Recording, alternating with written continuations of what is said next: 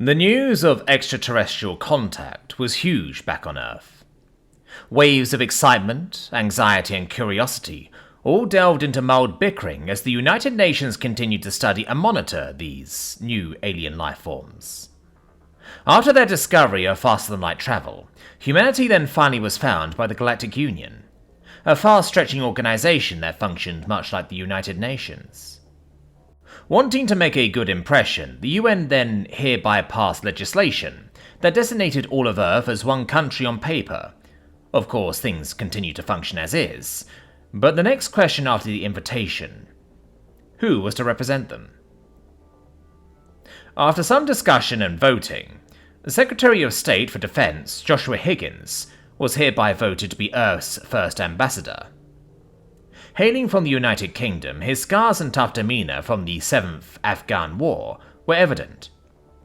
Humanity wanted to make a strong yet peaceful impression, and what better way than a man from a military background who was evidently anti-war? Higgins observed himself in the mirror of the HMS Elizabeth II. As it travelled through the cosmos, the ambassador took a deep breath. He sported a greying beard, a neat, brushed haircut, and a professional suit with a little secret flask settled in his pocket. The flag pin of the United Nations glimmered in the light as he held an alien-looking tablet. Provided to humanity was a sort of learning book of all the new species they were to encounter. The Glavians, the Zolothas, the Herlax, each new species different yet equally intelligent.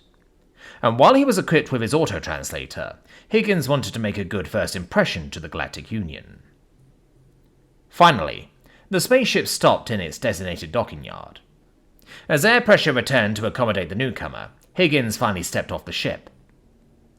There wasn't so much a welcome delegation, but his tablet showed coordinates to the main Galactic Union's chambers.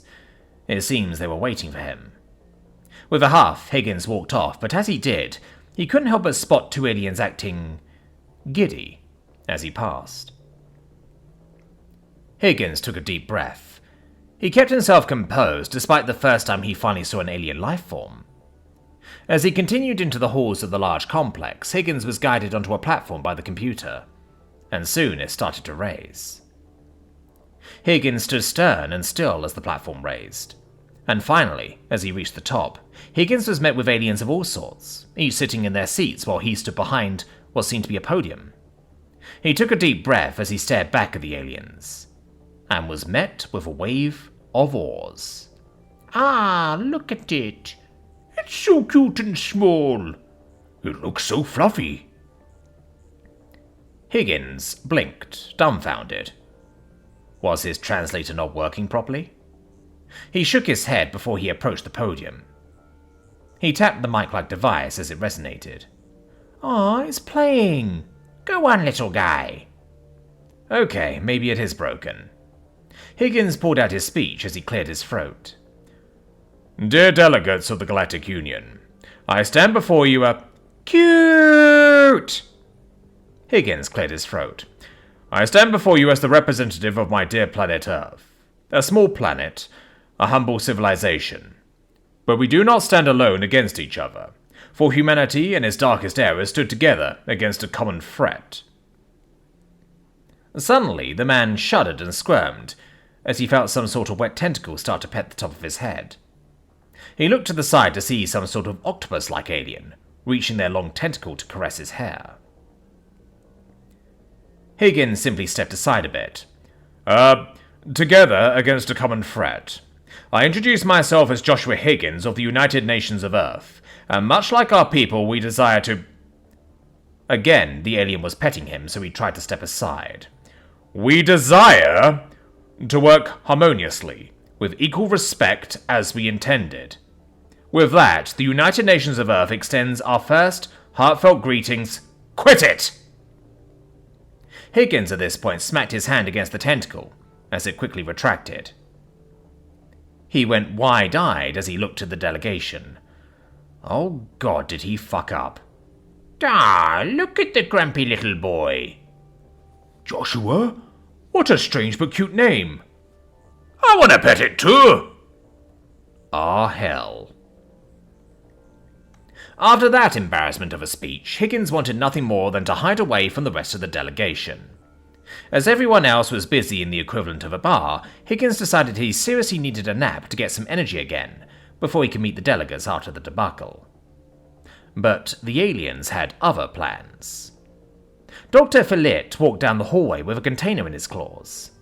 With a snicker, he eyed the tablet. The human should be somewhere around here. And, ho and behold, there the human was, resting in one of the empty lounges.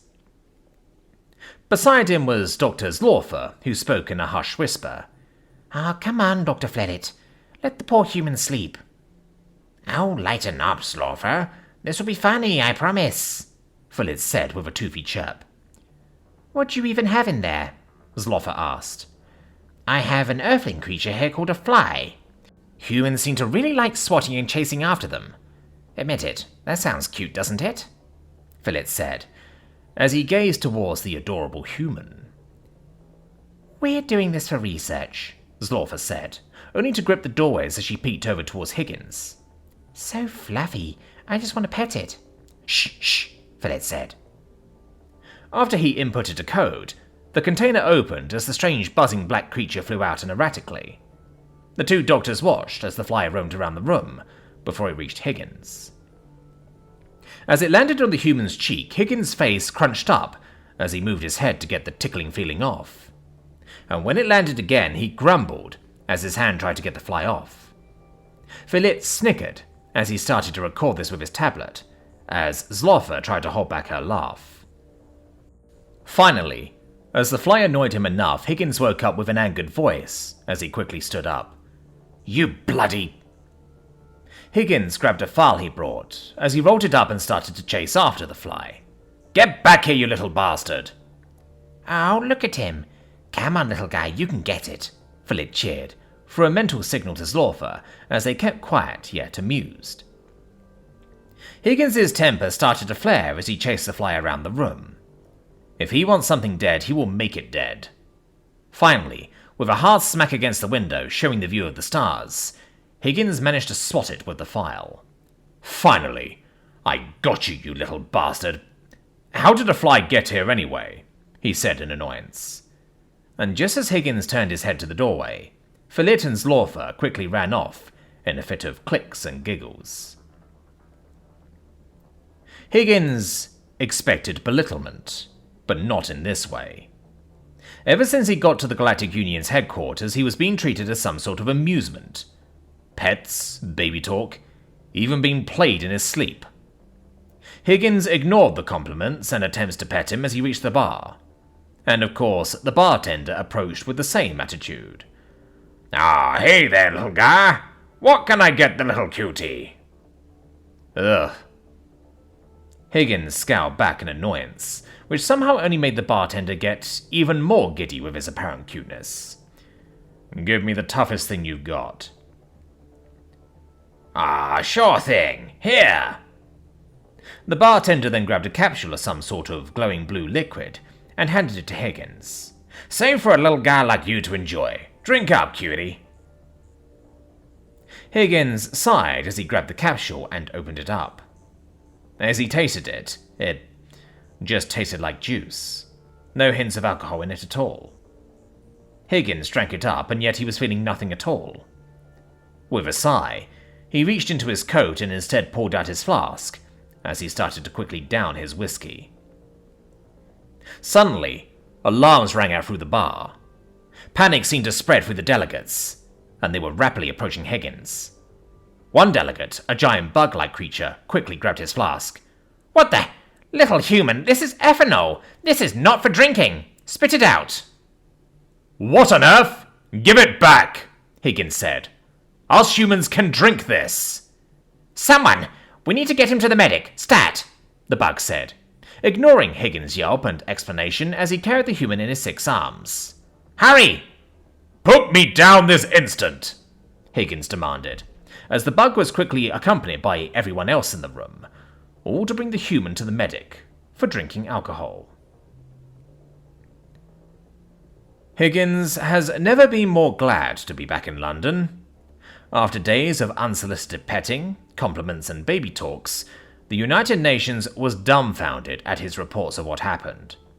Somehow, humanity was designated as the cutest species in the galaxy, which felt insulting and somehow flattering. For Higgins, however, it was fully insulting, and as he entered his flat in Westminster, he sighed a deep breath of relief as he wandered into his living room. Higgins immediately took a drink of his replacement flask, missing alcohol more than he realized as he stared at the mirror. "I can't believe they see this as adorable," the gruff man said, only to dump himself onto the armchair.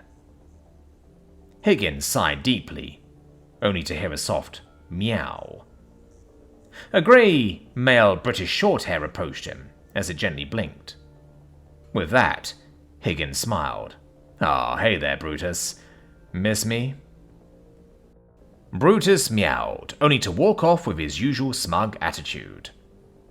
Higgins chuckled as he watched Brutus distract himself with his toy, and as he did, he choked on his whiskey as he reached a realization. Humans were space cats.